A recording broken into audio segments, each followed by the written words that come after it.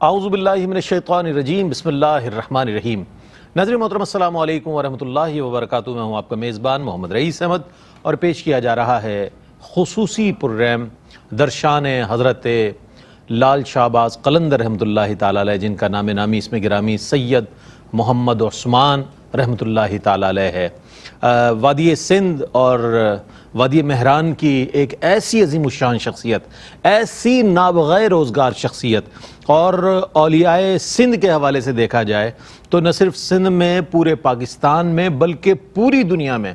یہ بات بڑے یقین کے ساتھ کہی جا سکتی ہے کہ اگر کسی اللہ کے ولی کو جانا پہچانا جاتا ہے پورے سندھ میں، یا پورے سندھ کی شناخت اگر اولیاء اکرام میں دیکھیں پوری دنیا میں، تو حضرت لال سائیں رحمۃ اللہ تعالیٰ علیہ کا نام نامی اس میں گرامی آتا ہے۔ اور ایسی عظیم الشان شخصیت کہ جن کا کلام بھی آپ کی کیفیات کو بیان کرتا ہے، اور پھر آپ کی سیرت جو ہے وہ ہمارے سامنے موجود ہے۔ آج بھی لوگ، میں نے دیکھا ہے کہ جوق در جوق آپ کے مزار مقدس پر حاضری دیتے ہیں اور اپنے لیے اس بات کو اعزاز سمجھتے ہیں۔ حضرت لال شہباز قلندر رحمۃ اللہ تعالیٰ علیہ کے حوالے سے میں بتاتا چلوں کہ 770واں سالانہ عرس منایا جا رہا ہے۔ 770 سال ہو گئے ہیں، کم و بیش 800 سال کے قریب ہونے کو آ رہے ہیں۔ اگر ہم یہ دیکھیں اپنے قرب و جوار میں گرد و پیش اگر ہم نظر ڈالیں، 8 ہفتے گزر جائیں نا، لوگ نام بھول جاتے ہیں، اس کا کام بھول جاتے ہیں، اس کی خدمات کو فراموش کر دیا جاتا ہے۔ لیکن یہ کیسی عظیم شخصیت ہے کہ 770 سال ہو گئے ہیں آپ کے پردہ فرمانے کو، لیکن آج بھی لوگوں کے دلوں میں ان کی محبت موجود نظر آتی ہے، لوگوں کے لبوں پر ان کا نام نظر آتا ہے، ان کا کلام نظر آتا ہے۔ اور یہ جو ان پر کیفیت طاری ہوئی، اس کی ایک عجیب یہ بھی بات بتا دوں کہ وہ مولا کائنات سیدنا علی بن ابی طالب کرم اللہ وجہ الکریم سے اور اہل بیت اطہار علیہ السلام سے جو وارفتہ ایک محبت ہے، جو عقیدت ہے، جو مودت ہے، وہ ان کے کلام میں بھی نظر آتی ہے، ان کی شخصیت اور سیرت میں بھی نظر آتی ہے، اور اسی کی اثر انگیزی آج ہم محافل میں دیکھتے ہیں، خواہ وہ محافل نعت ہو یا محافل سما ہو۔ جب قلندر سائیں کا کلام پڑھا جاتا ہے اور جب ان کے اشعار پڑھے جاتے ہو تو محفل کی کیفیت ہی دیگر ہو جاتی ہے۔ تو اس حوالے سے آج بات کریں گے۔ بہت عظیم شخصیت اور بہت عظیم شخصیت کی خدمت میں خراج عقیدت پیش کیا جا رہا ہے ARYQ-TV کی جانب سے۔ میں آج کی اس بزم میں میرے بائیں جانب تشریف فرما مفتی ارشاد حسین سعیدی صاحب ماشاءاللہ ایک ایسی شخصیت کہ جو وقی مطالعہ رکھتے ہیں قرآن و حدیث کے حوالے سے، تاریخ اسلام کے حوالے سے اور اولیاء اسلام کے حوالے سے آپ کا جو ماشاءاللہ درک ہے وہ قابل ہمارا رشک ہے کہ الحمدللہ اللہ نے اتنے علم و فضل سے آپ کو نوازا ہے۔ تشریف فرما، السلام علیکم ورحمۃ اللہ وبرکاتہ۔ السلام ورحمۃ اللہ وبرکاتہ۔ میرے دائیں جانب تشریف فرما ممتاز معروف عالم دین علامہ مفتی خرم اقبال رحمانی صاحب، وقی مطالعہ رکھنے والی شخصیت اور ماشاءاللہ بہت شائستہ انداز تکلم رکھتے ہیں، بہت عمدہ جوابات عنایت فرماتے ہیں۔ تشریف فرما، السلام علیکم ورحمۃ اللہ وبرکاتہ۔ وعلیکم السلام ورحمۃ اللہ۔ اور میرے بائیں جانب تشریف فرما وہ پاکستان کا نوجوان، خوش الحان، خوشگلو سناخہ ماشاءاللہ، جس نے حیدرآباد سندھ سے اپنے سفر کا آغاز کیا اور آج الحمدللہ پورے پاکستان نہیں بلکہ پوری دنیا میں آپ کے چاہنے والے اور محبت کرنے والے موجود نظر آتے ہیں۔ اور ماہ رمضان المبارک ہو یا دیگر مواقع ہوں، ARYQ-TV ہو یا ARY ڈیجیٹل ہو، آپ انہیں سنتے ہیں، دیکھتے ہیں، پسند کرتے ہیں۔ محمد ثقلین رشید قادری موجود ہیں، السلام علیکم ورحمۃ اللہ وبرکاتہ۔ السلام ورحمۃ اللہ۔ ثقلین، ہم چاہیں گے آپ ہی کی آواز میں پہلے کلام شامل کریں حمد رب جلیل، اور اس کے بعد اپنے اس مبارک پروگرام کا آغاز کریں جس میں ہم سب مل کر لال سائیں رحمۃ اللہ تعالیٰ علیہ کی بارگاہ میں ہدایہ عقیدت پیش کریں گے۔ بسم اللہ۔ کعبے کی رونق، کعبے کا منظر، اللہ اکبر، اللہ اکبر، اللہ اکبر، اللہ اکبر، دیکھوں تو دیکھے جاؤں برابر، اللہ اکبر، اللہ اکبر۔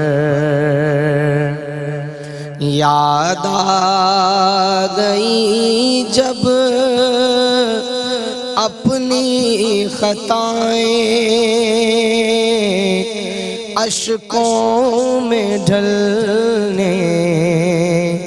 لگی التجائیں، یاد آ گئی جب اپنی خطائیں، اشکوں میں ڈھلنے لگی التجائیں، رویا غلاف کعبہ پکڑ کر، اللہ اکبر اللہ اکبر اللہ اکبر اللہ اکبر، اور کعبے کے اوپر سے جاتے نہیں ہیں، کس کو ادب یہ سکھاتے نہیں ہیں، کعبے کے اوپر سے جاتے نہیں ہیں، کس کو ادب یہ سکھاتے نہیں ہیں، کتنے مؤدب ہیں یہ کبوتر، اللہ اکبر اللہ اکبر۔ ماشاءاللہ ماشاءاللہ، حمد رب جلیل سید صبی الدین صبی رحمانی کا لکھا ہوا خوبصورت کلام پیش کر رہے تھے محمد ثقلین رشید۔ ناظرین محترم، آج حضرت لال شہباز قلندر رحمۃ اللہ تعالیٰ علیہ کے حوالے سے بات کریں گے، اور ظاہر ہے اتنی بڑی شخصیت ہے۔ اقبال نے کہا کہ نہ تخت و تاج میں نئے لشکر و سپاہ میں ہے، نہ تخت و تاج میں نئے لشکر و سپاہ میں ہے، جو بات مرد قلندر کی بارگاہ میں ہے،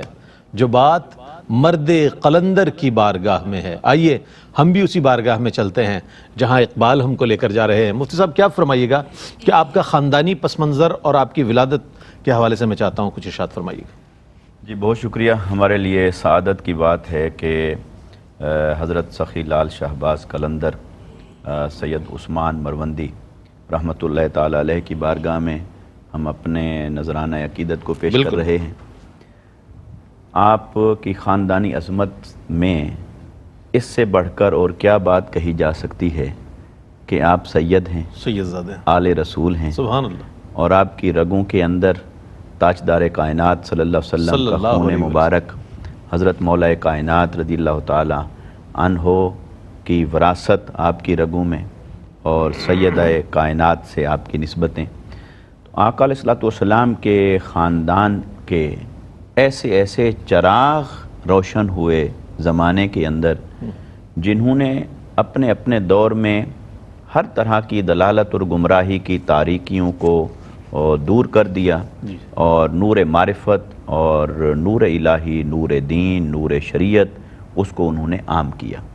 آپ کا نام بہت معروف ہے، اور یہ برِ صغیر پاک و ہند میں آپ تشریف لائے۔ آپ کا جو اصل وطن ہے وہ اس وقت آذربائیجان کا دارالخلافہ تھا مروند، جبکہ اس وقت وہ افغانستان کی جغرافیائی حدوں کے اندر ہے۔ تو آپ وہاں پر آپ کی ولادت باسعادت ہوتی ہے، اور آپ کے آباء و اجداد وہاں مروند میں بھی تشریف لائے تھے، جبکہ اوریجنلی وہاں سے نہیں تھے، صاحب زر سید ہیں۔ تو آپ عراق سے تشریف لائے تھے ایران، اور پھر ایران سے تشریف لائے یہاں آذربائیجان یا موجودہ افغانستان۔ تو پھر آپ کے اس خاندانی پس منظر کو سامنے رکھیں تو آپ کے والد سید کبیر الدین رحمۃ اللہ تعالیٰ علیہ، وہ اپنے زمانے کے بہت ولی کامل تھے اور عارف باللہ تھے، اور انتہائی زہد میں، تقوی میں، ورع میں آپ کا بہت بلند مقام تھا۔ ایسے ہی آپ کی والدہ ماجدہ کو اللہ رب العزت نے تقوی میں بہت بلند مقام عطا فرمایا، حتیٰ کہ آپ کی والدہ ماجدہ کو حضرت رابعہ بصری رضی اللہ تعالی عنہا نے خواب میں آپ کی بشارت بھی دی، اللہ، اور ایسی اور بشارات اہل بیت اطہار کی کئی ہستیوں کی طرف سے آپ کے والدین کو عطا ہوئیں کہ اللہ تبارک و تعالی آپ کو ایسا فرزند عطا فرمائے گا جس کی روشنی سے چار دانگ عالم میں ایک اجالا ہو جائے گا۔ سبحان اللہ۔ اور پھر آپ اپنے شیخ طریقت کے حکم سے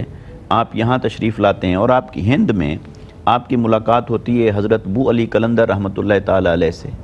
آپ سے ملاقات ہوتی ہے جب آپ کی، تو آپ انہیں حکم دیتے ہیں کہ ہند میں تو بہت قلندر موجود ہیں، تو آپ سندھ تشریف لے جائیے، کیونکہ برِ صغیر پاک و ہند کی جو اس وقت تقسیم تھی ہند اور سندھ،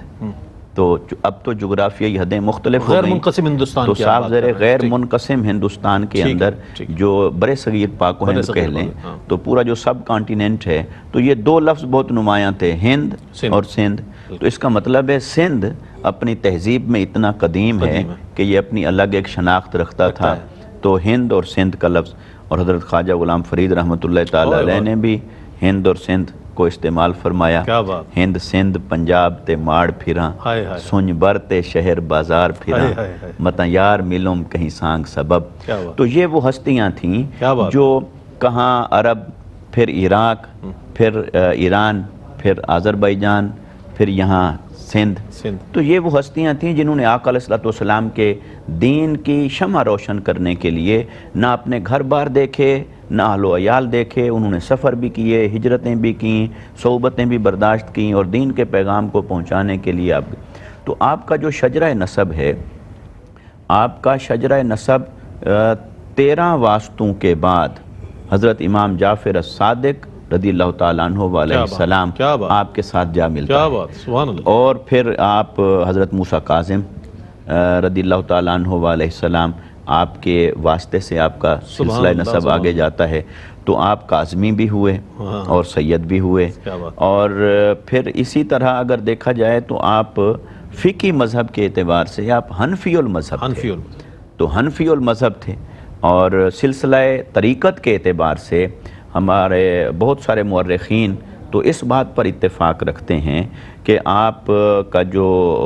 آپ سلسلہ قادریہ سے تعلق رکھتے تھے، اور شیخ ابو اسحاق سیدنا ابراہیم رحمۃ اللہ تعالی علیہ کے دست حق پرست پر آپ نے بیعت فرمائی، تو سلسلہ قادریہ سے وابستہ تھے۔ اگرچہ معروف یہ ہے عامت الناس میں کہ آپ سہروردی ہیں، کہ حضرت شیخ بہاؤالدین زکریا ملتانی رحمۃ اللہ تعالی علیہ سے آپ نے فیض حاصل کیا، مگر یہ کہ حقیقت یہی ہے کہ آپ نے ان سے کسب فیض کیا، مگر بیعت اور طریقت آپ کی شیخ ابو اسحاق سید ابراہیم رحمۃ اللہ تعالی علیہ کے ساتھ سلسلہ قادریہ میں تھی۔ بہت خوبصورت انداز میں آپ کا آبائی پس منظر یعنی خاندانی پس منظر اور آپ کی ولادت کے حوالے سے مفتی صاحب نے ذکر فرمایا۔ ایک مختصر سا وقفہ ہے، وقفے کے بعد لوٹتے ہیں، مجھے امید ہے آپ کا اور ہمارا ساتھ رہے گا۔ ناظرین، آپ کا خیر مقدم ہے حضرت لال شہباز قلندر رحمۃ اللہ تعالی علیہ، سخی لال شہباز قلندر رحمۃ اللہ علیہ، جو کہ 7 شریف میں آرام فرما ہے، اور آپ کا مزار مقدس جو ہے مرجع خلائق ہے اور مرجع انوار و تجلیات ہے، جہاں پر لوگ حاضری دیتے ہیں۔ 770واں سالانہ عرس، اور ARYQ TV آپ کی خدمت میں خراج عقیدت و محبت پیش کر رہا ہے، اور میں نے یہ دیکھا ہے کہ ہم پورا اسٹاف جب بھی سندھ کی طرف جانا ہو یا آگے کہیں محافل کا سلسلہ ہو تو لال سائیں کی بارگاہ میں ضرور حاضری دیتے ہوئے گزرتے ہیں، چونکہ بڑی ہستی ہیں بڑی، اور جس طرح مفتی صاحب نے فرمایا اب مزید اس سلسلے کو آگے لے کر چلتے ہیں۔ اچھا، یہ فرمائیے گا مفتی صاحب کہ تعلیم و تربیت اور نام اور القاب، یہ جو ہے بزرگان دین کے بہت معروف نام سے زیادہ، یعنی کہ حافظ سید محمد عثمان رحمۃ اللہ علیہ آپ کا نام ہے، لیکن لال سائیں مشہور ہے، سخی لال شہباز قلندر مشہور، کیا فرمائیے گا سوال؟ بسم اللہ الرحمن الرحیم والصلاة والسلام علی رسولہ الکریم، اما بعد۔ پہلی بات تو یہی ہے کہ بلا شبہ آپ کا جو اصل نام اسم گرامی ہے سید عثمان رحمۃ اللہ تعالی علیہ ہے، لیکن در حقیقت اللہ والوں کی جو شخصیت ہوتی ہے وہ ایک شاہکار شخصیت ہوا کرتی ہے، اور ان کی سیرت و کردار میں مختلف جلوے لوگوں کو نظر آتے ہیں۔ جو جس کیفیت میں ان سے فیضیاب ہوا کرتا ہے، یا جس نے جس جوبن میں ان کا نظارہ کیا ہوتا ہے، اس کا دل انہیں انہی القاب سے نواز دیا کرتا ہے یا انہیں پکارا جاتا ہے۔ یہی وجہ ہے کہ زمانہ جو ہے وہ اصل نام بہت سارے لوگوں کو نہیں پتہ ہوتا، لیکن زمانے نے جس کیفیت میں ان کو پرکھا ہوتا ہے یا جس طرح سے فیض پایا ہوتا ہے، ان القابات کی وجہ سے وہ اتنے معروف اور مشہور ہو جاتے ہیں کہ اصل نام سے زیادہ لوگ اس نام سے ان کو جانتے اور پہچانتے ہیں، یعنی وہ ان کی ذات کا حصہ بن جایا کرتے ہیں۔ اور جب وہ کوئی نام لیا جائے، جب وہ القاب پکارے جائیں تو ذہن میں کوئی اور شخصیت نہیں آتی۔ کیا بات، یعنی اگر شہباز کہا جائے تو کوئی اور شخصیت نہیں آ رہی، لال سائیں کہا جائے تو کوئی اور شخصیت نہیں آ رہی، قلندر کہا جائے تو کوئی اور شخصیت نہیں آ رہی۔ یہ القاب اتنے خوبصورت انداز میں ان کی ذات کے ساتھ جڑ چکے ہیں کہ جب یہ القاب لیے جاتے ہیں تو وہی شخصیت مراد لی جاتی ہے۔ حضرت سید عثمان مروندی المعروف لال شہباز قلندر رحمۃ اللہ تعالی علیہ کی جو تعلیم و تربیت ہے، اولین تعلیم و تربیت تو آپ کے والد گرامی سے آپ نے حاصل کی، چونکہ آپ کے والد گرامی خود ایک بہت بڑے عالم دین تھے، اور والدین کی بارگاہ سے ہی سب سے پہلے آپ نے اکتساب فیض یا اکتساب علم کیا، اور انہی کی وجہ سے اللہ والوں کی صحبتیں بھی میسر آئیں۔ یہی وجہ تھی کہ بچپن میں ہی آپ جب قرآن مجید فرقان حمید کی تلاوت کرتے اور اس میں عذاب کی آیتیں آتی تو آپ پہ رقت طاری ہو جایا کرتی تھی، جنت کی نعمتوں کا ذکر ہوتا تو اس کی جو خوشی ہوتی تھی وہ آپ کے چہرے پر نمایاں ہوا کرتی تھی۔ صرف 6 سال کی عمر میں دین کے کئی اہم مسائل جو ایک شخص کے لیے کافی ہوتے ہیں وہ آپ نے یاد فرما لیے، روزہ نماز کے حوالے سے چیزیں آپ کو یاد ہو گئیں، اور والد گرامی کی ترغیب پر صرف 1 سال مزید آپ نے لگایا اور 7 سال کی عمر میں آپ حافظ قرآن بن چکے تھے۔ اور والدہ ماجدہ چونکہ خود اللہ والی تھیں اور بڑی بشارت جیسے قبلہ مفتی صاحب نے ارشاد فرمایا ان کو مل رہی تھی، تو ان کی ترغیب پر آپ نے مزید علم دین کا حصول جاری و ساری رکھا، اور مختصر سے عرصے کے اندر جتنے مروجہ علوم و فنون تھے وہ آپ کی شخصیت میں موجود تھے۔ یہاں تک کہ جیسے ایک کیفیت آپ کی ہم جانتے ہیں صوفی ہونے کی، اسی طرح آپ کی سیرت نگاروں نے لکھا کہ آپ بہت بلند پایہ عالم دین بھی تھے۔ صرف عالم دین نہیں تھے بلکہ آپ نے کتابیں بھی تصنیف فرمائی ہیں، اور آپ نے جو کتابیں لکھی ہیں وہ اس زمانے کے درس نظامی میں نصاب میں شامل ہوا کرتی تھی، یعنی عربی میں اتنا ید طولہ آپ کو حاصل تھا، جو آپ نے کتابیں لکھی وہ مدارس کے اندر باقاعدہ پڑھائی جاتی تھی، اتنے بلند پایہ عالم دین تھے آپ حضرت عثمان مروندی رحمۃ اللہ تعالی علیہ۔ اب جب اتنے بلند پایہ عالم دین اور لوگوں کو فیض پہنچا رہے ہیں تو جس طرح فیض لوگوں نے لیا اسی طرح آپ کے القاب بھی مشہور ہوئے، جیسے سخی آپ کے ایک لقب ہے کہ لوگوں نے آپ کو سخی کہہ کر پکارا، تو یہ اس بات کی طرف اشارہ ہے کہ آپ نے اپنی سخاوت کا دریا لوگوں کے درمیان بہایا، اور کبھی کسی کو فیض پہنچانے سے منع بھی نہیں کیا، اور کوئی ضرورت مند آیا تو کبھی آپ نے انکار نہیں کیا، بلکہ ہمیشہ ہر کسی کو اپنی اس کی امید سے بڑھ کر آپ نے اس کو نوازا، اس لیے زمانے بھر میں آپ سخی مشہور ہوئے۔ اسی طرح آپ کا ایک لقب شہباز کے حوالے سے بالکل جیسے آپ نے اشارہ فرمایا، شہباز جو ہے پرواز کے لیے آتا ہے، تو جو اہل اللہ ہوتے ہیں وہ سیر کرتے ہیں، سیر اللہ، تو اس کے اندر جس ولی کا جو مقام و مرتبہ ہوتا ہے، جس کیفیت میں اس کی پرواز ہوتی ہے تو دیگر اللہ والی بھی اس کو اسی طرح نوازتے ہیں۔ تو یہ لقب آپ کو 2 جگہ سے آتا ہوا، ایک تو خود آپ کے والد گرامی کو حضرت امام حسین رضی اللہ تعالیٰ عنہ نے خواب میں بشارت دی کہ وہ شہباز جو ہمارے نانا جان نے ہم کو عطا کیا وہ ہم آپ کو عطا کرنے والے ہیں، تو ایک لقب تو آپ کو وہاں سے ملا، اس کے بعد آپ کی ولادت باسعادت ہوئی، تو ایک یعنی سیدنا امام حسین کی بارگاہ سے لقب، دوسرا خود اہل اللہ جو مراقبہ کیا کرتے ہیں اور اللہ سبحانہ وتعالیٰ کی بارگاہ میں سیر اللہ کیا کرتے ہیں، انہوں نے جب آپ کی سیر کو دیکھا تو پتہ چلا کہ اس زمانے میں جس طرح شہباز کی پرواز ہے ایسی کسی کے پرواز نہیں، اس لیے آپ کے لقب میں آپ کو شہباز کہا جانے لگا۔ اسی طرح قلندر آپ کا لقب اتنا مشہور ہے کہ جب قلندر کہا جاتا ہے تو جناب حضرت لال شہباز قلندر کا ہی نام اس میں گرامی آتا ہے، تو یہ قلندر بھی خاص کیفیت، تو اس کو بڑی اہمیت حاصل ہے، جی بالکل، یہ ایک خاص کیفیت کا نام کہ جب کسی پر اللہ سبحانہ وتعالی کے انوار و تجلیات کی بارش ہوتی ہے تو اس کے اندر وہ کیفیت جب بندہ ان انوار کو جذب کر لے اور جذب کر کر اس کو لوگوں کا فیض پہنچانے لگ جائے تو در حقیقت یہ قلندری کیفیت ہوتی ہے، یہ کیفیت کا نام ہے۔ اسی طرح آپ کا ایک لقب ہے سیف اللسان، اور سیف اللسان لوگ اس لیے کہتے ہیں کہ آپ کی زبان سے جو نکلتا اللہ اس کو پورا کر دیا کرتا تھا، جس طرح آپ دعا مانگتے اسی طرح کا سے پورا ہو۔ اسی طرح آپ کا ایک لقب ہے شمس الدین،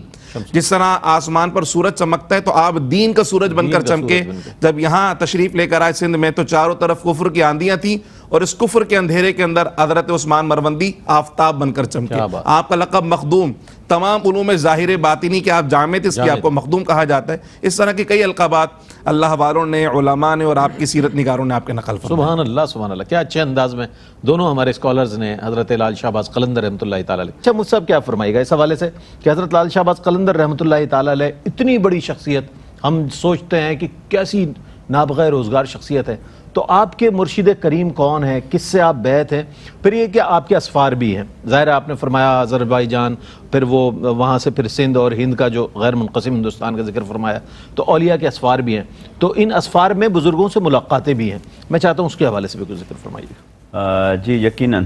یہ بہت اہم پہلو ہے آپ کی شخصیت کا، اور بیعت اور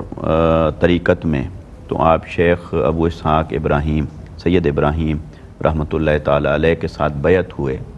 وہ بھی مقام کربلا میں۔ اللہ آپ وہاں تشریف فرما تھے آپ کے شیخ، تو وہاں آپ بیعت ہوئے اور پھر ان کی صحبت میں رہے اور بہت وقت ان کی صحبت میں گزارا،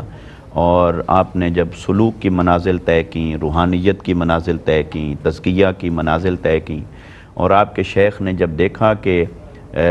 ان کو جہاں تک پہنچانا تھا پہنچا دیا ہے، تو پھر انہوں نے حکم دیا کہ اب آپ آقا علیہ السلام کے دین متین کی ترویج و اشاعت کے لیے سفر کریں۔ تو پھر آپ نے سفر کیا، اور سفر کیا تو پھر آپ کے ہم عصر اگر اس زمانے کے مردان حق کو دیکھا جائے، حضرت جلال الدین رومی رحمۃ اللہ تعالی علیہ آپ کے ہم عصر ہیں۔ ایسے ملتان کے اندر جیسے آپ نے حضرت بہاؤالدین زکریہ ملتانی رحمۃ اللہ تعالی علیہ کے ساتھ بہت آپ نے اکتساب فیض بھی کیا، ان سے دوستانہ بھی تھا، تعلق بھی تھا، نیاز مندی بھی تھی، تو آپ کے بیٹے حضرت شاہ رکن عالم رحمۃ اللہ تعالی علیہ وہ بھی آپ کے ہم عصر بنتے ہیں۔ پھر اسی طرح حضرت مخدوم عبد الرشید وہ بھی آپ کے ہم عصر بنتے ہیں۔ اسی طرح اگر آپ کے ہم عصروں کی فہرست میں دیکھا جائے تو بڑے بڑے نام ہیں جو اس زمانے کے اندر ہمیں ملتے ہیں۔ لہٰذا آپ نے بہت سارے اولیاء کرام سے، اولیاء کبار سے، ان سے ملاقاتیں بھی کیں اور اکتساب فیض بھی کیا۔ اور اس میں ایک بڑی خاص چیز جو ہمیں نظر آ رہی ہے وہ یہ، آج ہم دور زوال میں رہتے ہیں، اور اس دور زوال کی اگر اخلاقیات کو دیکھیں، اقدار کو دیکھیں، تو زوال کی گرد و غبار ہر چیز پہ نظر آتا ہے کہ وہ پڑی ہوئی ہے۔ اسی طرح تصوف و روحانیت میں بھی ہمیں یہ چیز نظر آتی ہے۔ یہ جو ہمارے اکابرین تھے اور جن کے صدقے سے یہ ساری برکتیں رواں دواں ہیں، یہ اتنی وسعت ظرفی رکھنے والے ہوتے تھے کہ شیخ طریقت سے جب خرقہ خلافت پہن لیا اور ان سے فیض لے لیا، تو پھر یہ تنگ نظری نہیں ہوتی تھی کہ وہ فلاں سے نہیں ملنا، فلاں سے نہیں ملنا، فلاں کے پاس کیوں جانا، فلاں کے پاس کیوں جانا، ایک پیر دوسرے پیر کے پاس جانے۔ تو یعنی شیخ کا عالم یہ ہوتا تھا کہ وہ خود اپنے مریدین کو پھر ایک خاص نہج تک تربیت فرما کر پہنچا کر حکم دیتے کہ اب آپ فلاں کی بارگاہ میں جائیں، ان سے اکتساب فیض کریں، ان سے اکتساب فیض کریں۔ تو یہ وسعت ظرفی تھی، اور یہ حق ہے، اور یہی حق پرستی ہے۔ اگر کسی جگہ پر یہ تنگ نظری نظر آ رہی ہو کہ کوئی شخص شیخ کے لبادے میں ہو اور وہ روکے کہ آپ فلاں کے پاس نہ جاؤ، یا کوئی کہیں چلا گیا تو اس کو کسی اور نگاہ سے دیکھے یا اس کو پسند نہ کرے، تو یہ تنگ نظری اس دور کی مادیت کے اثرات میں سے ایک اثر ہے۔ ورنہ ہمارے اکابرین نے تصوف کے اندر اکتساب فیض کو اور اکتساب فیض کو اسی طرح جاری و ساری رکھا، اور یہ دو لفظ استعمال ہوتے تھے کہ ایک شیخ ہے جو شیخ طریقت ہے، اور پھر شیخ صحبت ہے۔ تو شیخ طریقت ایک ہوتا ہے، یہ بات بجا ہے، مگر صحبت کے لیے وہ کئی اکابرین اور مشائخ کے پاس جایا کرتے تھے۔ تو ایسے ہی حضرت سخی لال شہباز قلندر، حضرت سید عثمان مروندی رحمۃ اللہ تعالی علیہ، آپ نے بھی اپنے دور کے بہت سارے اکابرین اور صوفیاء سے، تو ان کے ساتھ بھی یہی سلسلہ ہوتا تھا، پھر اپنے زمانے کے دیگر اکابرین کے ساتھ بھی یہی سلسلہ ہوتا تھا۔ تو اس وسعت ظرفی کے ساتھ وہ آگے بڑھے۔ اور دیکھیے کہ کوئی بھی بڑی شخصیت اپنے زمانے کے اندر وہ ایسے بیٹھے بٹھائے نہیں بن جاتی، اس شخصیت کو اس معراج تک پہنچانے میں بہت سارے اکابرین کا کنٹریبیوشن ہوتا ہے۔ اور اللہ رب العزت کی شان یہ ہے کہ اس نے مختلف قسم کی سوغاتیں مختلف لوگوں کو بانٹ رکھی ہوتی ہیں۔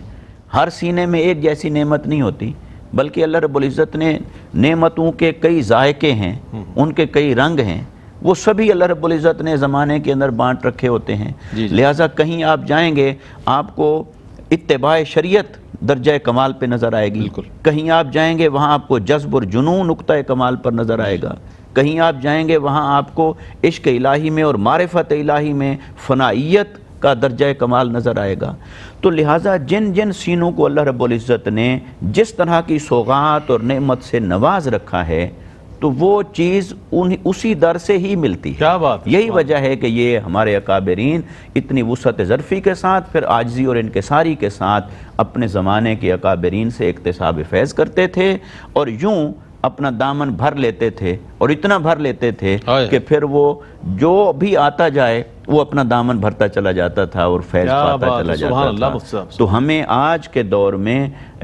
اگر کہیں کوئی ایسی تنگ نظری پائی جا رہی ہے تو یہ وسعت ظرفی بھی اپنے اکابرین سے سیکھنے کی ضرورت ہے کہ شیخ طریقت کے بعد صحبت کے لیے، علم کے لیے، حصول فیض کے لیے اپنے زمانے کے کسی بھی مرد حق کے پاس آپ جا کے جھولی پھیلاتے ہیں تو یہ عین طریقے صوفیاء کے مطابق ہے۔ کیا بات ہے، سبحان اللہ۔ یہ وسعت نظری تھی اہل اللہ کی، اللہ والوں کی۔ اسی وجہ تو اسلام آج بر صغیر کیا پوری دنیا میں پھیلتا پھولتا نظر آ رہا ہے کہ اس وقت بھی اگر ہم محتاط اعداد و شمار کے لحاظ سے دیکھیں تو اسلام ہی وہ مذہب ہے کہ جو تیزی سے پھیلنے والا مذہب ہے۔ وجہ یہی ہے کہ اہل اللہ نے بڑی محبتوں کو فروغ دیا، بہت اپنائیت کے ساتھ، پیار کے ساتھ، محبت کے ساتھ اسلام کو پھیلایا، جس کے سبب الحمدللہ آج بھی ان کا نام اسی عقیدت و احترام کے ساتھ لیا جا رہا ہے۔ ایک مختصر سا وقفہ ہے، وقفے کے بعد لوٹتے ہیں۔ مجھے امید ہے آپ کا اور ہمارے ساتھ رہے گا۔ ناظرین، آپ کا خیر مقدم ہے۔ بہت ہی خوبصورت انداز میں ماشاءاللہ مفتی صاحب نے جو ہے بیان فرمایا، اور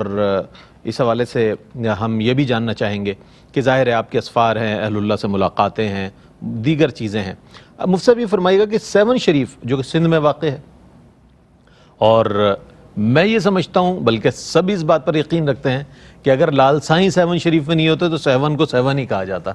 7 شریف نہیں کہا جاتا۔ آپ اس کے گرد و نواح پر نظر ڈالیں تو آپ کو بڑی عجیب صورتحال نظر آئے گی، لیکن لال سائیں کا مزار جو ہے وہ اپنے پورے وقار کے ساتھ اور بڑے جاہ و جلال کے ساتھ وہاں پر نظر آتا ہے۔ وہ گنبد شریف، وہ مزار اور وہ احاطہ، وہاں پر ہونے والی نمازیں اور دیگر اعراض کے مواقع۔ یہ فرمائیے گا کہ 7 شریف آمد اور اس کے حوالے سے جو میں چاہتا ہوں کچھ ارشاد فرمائیے گا۔ حضرت سیدنا عثمان مربندی رحمۃ اللہ تعالی علیہ کی جو تعلیم و تربیت رہی، جو اسفار رہے، در حقیقت وہ ایک کردار سازی کی جا رہی تھی، جو ایک بہت بڑا کام آپ سے لینا مقصود تھا اس پورے خطے کے حوالے سے۔ اس حوالے سے ایک عظیم الشان شخصیت تیار کی جا رہی تھی، اور جس طرح کہ پیارے آقا صلی اللہ تعالیٰ علیہ وسلم خاتم النبیین ہے، آپ کے بعد کوئی نبی نہیں آئے گا، لیکن آپ کا جو دین ہے وہ تو رہتی دنیا تک کے لیے، اور اسے سب جگہ جانا ہے، سب جگہ پھیلنا ہے، اس کی روشنی کو سب جگہ تک پہنچنا ہے۔ تو اب یہ ذمہ داری پیارے آقا صلی اللہ علیہ وسلم کی امت کے علماء اور اولیاء پر پہنچتی ہے۔ تو اس خطے کو روشن کرنے کے لیے اور منور کرنے کے لیے اللہ سبحانہ و تعالی نے جس شخصیت کا انتخاب کیا ہے وہ حضرت لال شاہ عباس قلندر رحمۃ اللہ تعالیٰ علیہ۔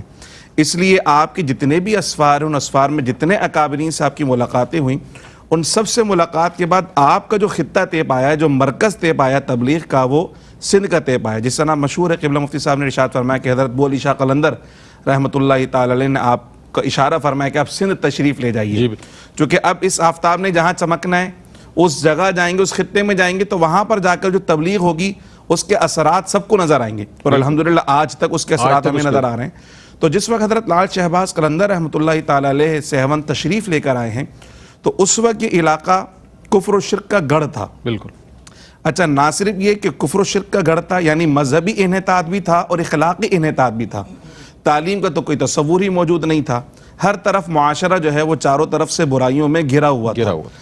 یعنی اگر تجارتی خرابیاں دیکھی جائیں تو وہ بھی موجود ہیں، معاشرے کی فرسودہ روایات بھی وہاں پر موجود ہیں، اخلاقی برائیاں بھی موجود ہیں، یہاں تک کہ وہاں جو ہے وہ بازار لگا کرتے ہیں، اور رات کو وہ بازار اتنے عام ہوا کرتے ہیں کہ بڑے بڑے لوگ، بڑے بڑے تاجر، بڑے بڑے راجہ جو ہے وہاں پر آیا کرتے تھے۔ لیکن جب حضرت لال شاہ عباس قلندر رحمۃ اللہ تعالی علیہ اس گناہوں کی بستی میں جب گئے ہیں تو وہ آپ کے وجود مسعود کی برکتیں ایسی تھیں کہ وہ جو بازار گرم ہوا کرتا تھا، اب آپ کے وجود مسعود کی برکت سے وہاں کی رونقیں ماند پڑ گئی ہیں۔ اور صرف ابھی آپ نے کوئی تبلیغ نہیں فرمائی، صرف آپ وہاں تشریف رکھتے ہیں تو آپ کی روحانیت کا فیض کا عالم یہ ہے کہ اس نے وہ جو گناہوں کی بستی تھی وہاں سے گناہوں کو دھونا شروع کر دیا، اور لوگوں کے دل جو ہے وہ گناہوں سے خود بخود مایوس ہونا شروع ہو گئے، ان بازاروں کی رونقیں ماند پڑنا شروع ہو گئیں، اور جب لوگوں نے غور و فکر کی تو پتہ چلا کہ ایک درویش آیا ہوا ہے جس کی وجہ سے یہ ساری کی ساری رونقیں ہماری ماند پڑی ہیں۔ اس طرح لوگ آپ کے قریب آنا شروع ہوئے، اور حضرت عثمان مروندی رحمۃ اللہ تعالی علیہ نے وہ قرآن و سنت کا نور جو آپ کے سینے کے اندر تھا اور آپ کی پیشانی سے چمکا کرتا تھا اور آپ کی زبان مبارک سے جس کی چاشنی لوگوں کے دلوں میں جایا کرتی تھی، آپ نے وہ لوگوں کو بتانا اور پڑھانا سکھانا جب شروع کیا تو آج آپ دیکھیں کہ وہ جنگل میں منگل کیا آپ نے کہ آج وہ اسلام کا قلعہ بن چکا ہے۔ چاروں طرف جہاں پہ کفر و شرک تھا الحمدللہ آج وہاں اللہ اکبر کی ثنائیں بلند ہو رہی ہیں، اور لوگ جوک در جوک کھینچے چلے آ رہے ہیں حضرت شیخ عثمان مروندی معروف لال شہباز قلندر رحمۃ اللہ تعالی کے مزار پر انوار پر کہ جناب وہ اس زمانے کے اندر بھی لوگوں کو علم و عرفان کا فیض دیا کرتے تھے، اور آج بھی ان کے دربار سے علم و عرفان کا فیض ملا کرتا ہے۔ یہی وجہ ہے کہ آپ ایک بلند پایا عالم دین ہونے کے ساتھ ساتھ ایک شاعر بھی تھے، اور آپ کی جو شاعری ہے وہ ایک عالمانہ طرز کی شاعری ہے اور بہت بلند پایا شاعری ہے۔ تو آپ نے اپنے واعظ کے ذریعے بھی لوگوں کو تبلیغ فرمائی، اپنی شاعری کے ذریعے بھی لوگوں کو تبلیغ فرمائی، اور برے عقیدوں سے بھی بچایا۔ اس زمانے میں جو مسلمان جن کے پاس علم نہیں تھا تو آپ نے ان کو بھی علم عطا فرمایا۔ تو آپ کی جو حکمت عملی رہی وہ اپنوں کو مزید بہتر بنانے کی، اور جو غیر تھے ان کو اپنے قریب لانے کی حکمت عملی رہی، اور الحمدللہ آج یہ آپ کا فیضان آج بھی اسی طرح جاری و ساری ہے۔ اور ہم یہ دیکھتے ہیں کہ بالکل مفتی صاحب نے صحیح فرمایا کہ آج بھی لوگوں کا اسی طرح آپ کے ساتھ عقیدت کا معاملہ ہے۔ آپ 24 گھنٹے میں کسی وقت بھی چلے جائیں آپ کو زائرین نظر آئیں گے، آپ کے عقیدت مند نظر آئیں گے جو وہاں پر حاضری دے رہے ہوں گے اور وہاں پر جو ہے انہیں خراج تحسین پیش کر رہے ہوں گے۔ اچھا، قلندر کے بارے میں مختلف رائے رکھنے والوں نے مختلف تحریریں رکھی ہیں کہ قلندر یہ ہوتا ہے، قلندر کے معنی یہ ہیں، قلندر کی کیفیات کو، قلندر کے جو اس کا کردار ہے، سیرت ہے، اس کے حوالے سے ہم یہ جاننا چاہیں گے مفتی صاحب سے۔ مفتی صاحب، قلندر ہوتا کون ہے، کیا طریق ہے اس کا؟ میں چاہتا ہوں اس پر کچھ ارشاد فرمائیے گا۔ اللہ رب العزت نے انسان کو بنیادی طور پر دو چیزیں عطا فرمائی ہیں، ایک اس کا عقل ہے اور ایک اس کو اللہ نے دل عطا فرمایا۔ عقل علم کا مرکز ہے، علم کا منبع ہے، اور دل یہ محبت اور عشق کا سرچشمہ ہے۔ کیا بات، سبحان اللہ۔ اور اللہ رب العزت نے انہی دو قوتوں سے انسان کے اندر بہت ساری تاثیرات پیدا فرمائی۔ تو صوفیاء کرام کو اگر ہم دیکھیں، سلاسل طریقت کو اگر ہم دیکھیں تو سلسلہ قادریہ کے اندر آپ کو عقل اور علم کا غلبہ نظر آئے گا۔ ایسے ہی اگر آپ سلسلہ چشتیہ کو دیکھیں تو وہاں آپ کو جذب اور جنوں کا غلبہ نظر آئے گا، عشق کا جذبہ نظر آئے گا۔ اور ایسے ہی نقشبندیہ اور سہروردیہ کو دیکھیں تو وہاں معرفت الہی کے ساتھ اور علم دین کے ساتھ شریعت کے ظاہری اوامر و نواہی کی سختی کے ساتھ پابندی نظر آئے گی۔ گویا اتباع شریعت کا پہلو وہ آپ کو ہر حال میں غالب حالت میں نظر آئے گا۔ تو جو ان اعتبارات سے اگر ہم دیکھیں لفظ قلندر کو، اس آئینے میں دیکھیں تو لفظ قلندر کے اندر معنی یہ پایا جاتا ہے، یہ روحانی اعتبار سے یہ ایک کیفیت کا نام ہے۔ یہ ولایت میں کسی مقام یا مرتبے کی طرف اشارہ نہیں کرتا۔ ہاں، یعنی ولایت کے اندر تو جیسے ابدال ہیں، پھر اقطاب ہیں، پھر اغواس ہیں، ٹھیک ہے، تو یعنی غوث ہے، کتب ہے، ابدال ہیں، تو یہ مراتب ہیں، یہ مناسب ہیں۔ تو یہ جو قلندر ہے یہ ایک کیفیت کی طرف اشارہ کرتا ہے۔ وہ کیفیت کیا ہے؟ اس کیفیت کے اندر سب سے پہلی بات تو یہ ہے کہ عقل کے اوپر جذب غالب ہے، یعنی جو عقل ہے، علم ظاہر ہے، اس کے اوپر دل اور اس کی کیفیات کا غلبہ ہو جاتا ہے۔ تو جب دل اور اس کی کیفیات کا غلبہ ہو جاتا ہے اور عشق کا غلبہ ہو جاتا ہے تو عشق کے غلبے کے اندر انسان مقام فنا پہ چلا جاتا ہے، اور اس مقام فنائیت پر اسے اللہ رب العزت کی ذات کے سوا نہ کچھ دکھائی دیتا ہے نہ کچھ سجھائی دیتا ہے۔ لہٰذا وہ جس سمت دیکھتا ہے، قرآن کے مطابق فَأَيْنَمَا تُوَلُّوا فَثَمَّ وَجْهُ اللَّهِ، وہ جس سمت دیکھتا ہے اسے اللہ کے جلوے دکھائی دیتے ہیں، تو لہٰذا وہ غیریت سے نکل جاتا ہے۔ تو جب وہ غیر کے تصور سے، غیریت کے تصور سے، غیریت کے اثرات سے نکل جاتا ہے اور حق تعالیٰ کے ساتھ اس کو صحبت خاصہ نصیب ہو جاتی ہے تو وہ قلندر کے رتبے وہ کیفیت قلندرانہ کیفیت کہلاتی ہے، وہ قلندر ہوتا ہے۔ واہ، گویا جس نے اپنی روحانیت کو اللہ رب العزت کی وحدت میں، توحید میں فنا کر دیا، حتیٰ کہ اپنے وجود کو بھی فنا کر دیا، تو یہ کیفیت قلندرانہ کیفیت ہے۔ واہ۔ جس نے اپنے جذب اور جنون کو عقل اور علم کے اوپر غالب کر لیا، تو یہ کیفیت قلندرانہ کیفیت ہے۔ واہ واہ۔ تو گویا قلندر میں اللہ رب العزت نے عشق کو، جنون کو، جذب کو، فنائیت کو نقطہ کمال پر رکھا ہے، اور یہ چیزیں جہاں اپنی معراج پر نظر آتی ہیں وہ قلندر ہوتا ہے۔ بہت عمدہ۔ اب یہ جو قلندر کی شان اور کیفیت ہے، یہاں اس کے ساتھ میں ایک میسج کو بھی اٹیچ کرنا چاہتا ہوں۔ ضرور ضرور۔ اس کا مطلب یہ ہرگز نہیں ہوتا کہ عشق میں، جذب میں فنا ہو کر جو شریعت کے ظاہری اعمال ہیں، احوال ہیں، اوامر و نواہی ہیں، ان کو معاذ اللہ نظر انداز کر دیا جائے یا ان کو اپنی زندگی سے کم تر سمجھا جائے۔ یہ نہیں ہوتا۔ بے شک قلندر جذب، جنون، عشق، معرفت الہی اور فنائیت کے نقطہ کمال پر ہوتا ہے، مگر وہ شریعت محمدی صلی اللہ علیہ وسلم کی خلاف ورزی کرنے والا نہیں ہوتا۔ یہ جو ہمارے زمانے میں کچھ لا علمی کی وجہ سے ہم نے ان عنوانات کے اندر جو مفاہیم پائے جاتے تھے انہیں اپنی من پسند زندگی کے مطابق ڈھال لیا ہوا ہے، اپنی لا علمیوں کی وجہ سے، دین سے دوری کی وجہ سے۔ تو عام طور پہ بھی قلندر وہاں دکھائی دیتا ہے، بھی لفظ استعمال کیا جاتا ہے جی بھئی کوئی آدمی اگر ظاہری طور پر ہوش و حواس میں نہیں ہے تو بھی یہ قلندر ہے۔ کوئی آدمی معاذ اللہ مرد قلندر ہے۔ معاذ اللہ ایسا بھی ہوتا ہے کہ کوئی منشیات کا استعمال کر رہا ہے، بھئی یہ تو قلندر ہے۔ کوئی ایسا ہے جس کو عقل نہیں اور ظاہری چیزوں اور ان کی حکمتوں سے وہ بے خبر ہے، اس کو کوئی معرفت نہیں، فہم اور بصیرت نہیں، بھئی یہ قلندر ہے۔ ایسے نہیں ہے، ایسے لفظ قلندر کی تحقیر ہوتی ہے۔ اللہ رب العزت نے جو لفظ قلندر کے اندر جو شان رکھی ہے، وہ ہم اسے عامیانہ انداز میں یوں استعمال کریں گے تو وہ ان کے مقام اور مرتبے کی قدردانی کے خلاف ہو جاتا ہے۔ لہٰذا قلندر شریعت محمدی کا تارک نہیں ہوتا،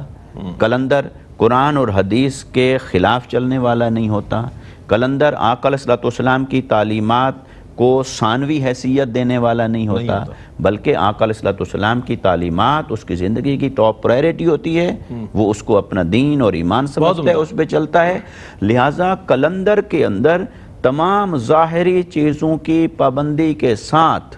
باطنی اعتبار سے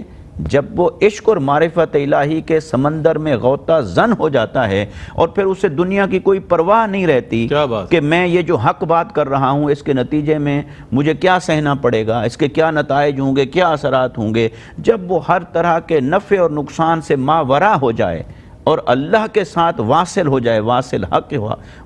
حق ہو جائے، تو پھر یہ قلندرانہ صفات ہیں۔ اور اللہ رب العزت نے یہ اور ان جیسی بے شمار خوبیوں سے حضرت سخی لال شہباز قلندر رحمۃ اللہ تعالی علیہ کو نوازا تھا۔ ہزار خوف ہو لیکن زباں ہو دل کی رفیق، یہی رہا ہے ازل سے قلندروں کا طریق۔ اچھا کیا فرمائیے گا مفتی صاحب، میں چاہتا ہوں پیغام دے دیجئے، اتنی بڑی ہستی، ہمیں بہت خوشی ہوتی ہے اس بات کو دیکھ کر کہ سندھ ٹیکسٹ بورڈ نے جو ہے وہ اہل اللہ کے مشاہیر اسلام کے عنوان کے ساتھ اہل اللہ کو شامل کیا، داتا گنج بخش علی حجویری ہیں اور حضرت سخی لال شہباز قلندر رحمۃ اللہ علیہ اور دیگر اہل اللہ کو شامل کر کے اچھا کیا تاکہ لوگ بچوں تک جو ہے ان کی تعلیمات جائیں اور ان کی سیرت پہنچ سکے۔ آپ کیا پیغام دیجیے گا؟ اس میں سب سے پہلی بات تو یہی ہے کہ جتنی بڑی شخصیت ہے اتنا بڑا کردار بھی ہے، اور کردار کا اجلا پن ہمیں یہ بتاتا ہے کہ جو پیارے آقا صلی اللہ تعالیٰ علیہ وسلم کے عشق و محبت میں اپنے آپ کو فنا کریں اور پیارے آقا صلی اللہ علیہ وسلم کی سنت کی اتباع میں اپنے آپ کو ہمیشہ مشغول رکھیں، اللہ سبحانہ و تعالیٰ انہیں عروج لازوال عطا فرماتا ہے۔ آج بھی اگر کوئی بلندی چاہتا ہے تو بلندی ملے گی اللہ والوں کی بارگاہ سے، ان کا روشن کردار، ان کا اجلا چہرہ ہمارے سامنے موجود ہے۔ ہمیں یہ چاہیے کہ جہاں ہم قلبی طور پر ان سے عشق و محبت کا تعلق برقرار رکھتے ہیں اور اس محبت کا اظہار بھی بڑے والہانہ انداز میں کرتے ہیں، اب ان کو عملی زندگی میں ان کے کردار کو جانچیے اور جو سیرت کی روشنی ہے اس روشنی سے اپنے ظاہر و باطن کو منور کریں. ان کے کردار کے اجلے پن کو جو من گھڑت روایات نے دھندلا کر دیا ہے اس سے بھی اپنے آپ کو بچائیں. اور جو مستند واضح ترین روایات، جس طرح آج ہمارے پروگرام کے اندر واضح اور مستند ترین روایات پر گفتگو ہوئی، ان کیفیات کے اندر حضرت لال شہباز قلندر رحمۃ اللہ علیہ کی شخصیت کو دیکھیے تو انشاءاللہ آپ کو بہترین رہنمائی بھی ملے گی اور بہتر فیض کے ذرائع بھی آپ کو حاصل ہوں گے. میں بہت شکریہ ادا کروں گا مفتی صاحب آپ کی تشریف آوری کا. مفتی صاحب آپ تشریف لائے. ثقلین رشید آپ کی تشریف آوری کا بہت شکریہ. آخر میں نعت رسول مقبول صلی اللہ علیہ وآلہ وسلم پیش کریں گے محمد ثقلین رشید قادری. اس کے ساتھ ہی اپنے میزبان محمد رئیس احمد کو اجازت دیجیے. اللہ حافظ. منور میری آنکھوں کو میرے شمس و دحا کر دے، غموں کی دھوپ میں وہ سایہ زلف دتا کر دے، جہاں پانی عطا کر دے، بھری جنت ہبا کر دے، نبی مختار کل ہے جس کو جو چاہے عطا کر دیں، نبی مختار کل ہے جس کو جو چاہے عطا کر دیں. اور جہاں میں ان کی چلتی ہے وہ پل میں کیا سے کیا کر دیں، زمین کو آسماں کر دیں، سریا کو سرا کر دیں، زمین کو آسماں کر دیں، سریا کو سرا کر دیں. اور تمنا دل اشرف بس اتنی ہے سر محشر، جب آقا جام کوثر دیں، لب